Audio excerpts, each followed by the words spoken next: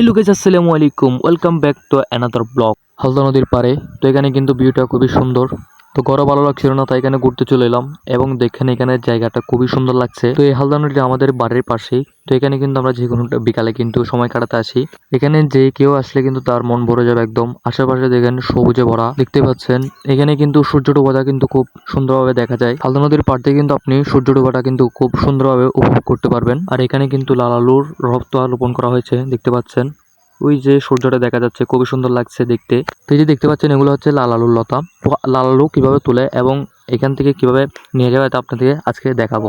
তো এটাকে অনেকে মিষ্টি আলু বলে। লাল আলু কিন্তু ঝুরঝুরে মাটিতে প্রচুর পরিমাণে লাল আলু হয়ে থাকে।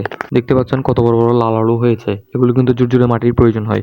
লাল আলু কিন্তু ঝুরঝুরে মাটিতে প্রচুর পরিমাণে ফলন।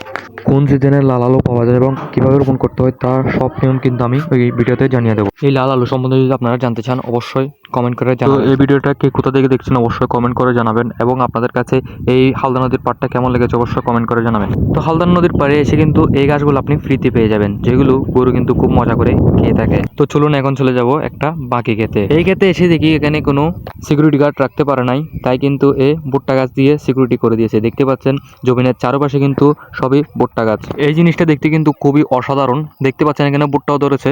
তো এই বাগানটা দেখার পরে আমি ভিতরে ঢুকলাম একটু করে। আমি বাগানটুকু আপনাদের জন্য একটু ভিডিও করে নিলাম, তাড়াতাড়ি করে চলে যেতে হবে যদি। তো পুরো বাগানটা আপনাদের ঘুরে দেখাতে পারিনি।